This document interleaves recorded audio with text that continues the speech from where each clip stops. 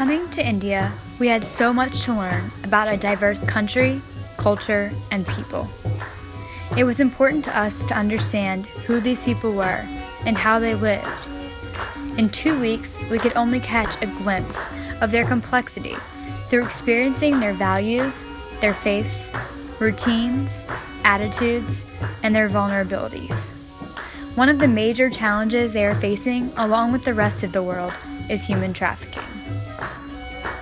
Trafficking in persons is defined as the recruitment, transportation, transfer, harboring, or receipt of persons by the means of threat or use of force or other forms of coercion, of abduction, of fraud, of deception, of the abuse of power or of a position of vulnerability, or of the giving or receiving of payments or benefits to achieve the consent of a person having control over another person for the purpose of exploitation.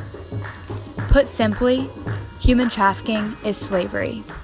And examine the legal definition of human trafficking in India, and also see many people working here. Many will come under the definition of slavery, because people are really underpaid, and many of them don't get salary. But the government says that it is labor. It's not trafficking, but if you are not getting wages, if you are not getting and you are kept in bonded condition, you are not allowed to go. So this will come under the definition. With the help of organizations such as Shakti Vahini and Mukti Ashram, we were able to meet victims and see how sex trafficking victims end up on GB Road, Delhi's red light district, and how young children end up as slaves in factories. We were also able to see what NGOs such as these two organizations are doing to stop trafficking. Shakti Vahini is an anti-sex trafficking organization that literally raids brothels to rescue women and return them to their homes. They also work to connect the community and raise awareness for the issue in the hopes to prevent future trafficking. Mukti Ashram rescues young boys who are victims of labor trafficking. Many of the boys we met had previously been slaves in garment factories. For years, they were deprived their childhood. Since being rescued, these boys have found renewed hope.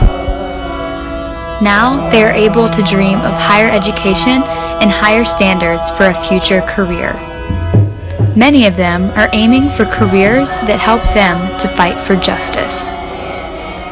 We were also able to meet many heroes working to prevent trafficking, rescue victims, and prosecute traffickers, despite the dangers. Meeting people like this, who put justice over all, was an inspiring and eye-opening experience that enlightened the good within the bad. The many victims, members of Indian law enforcement, NGOs, and everyday justice seekers like the ones that I traveled across the world with have inspired me beyond belief.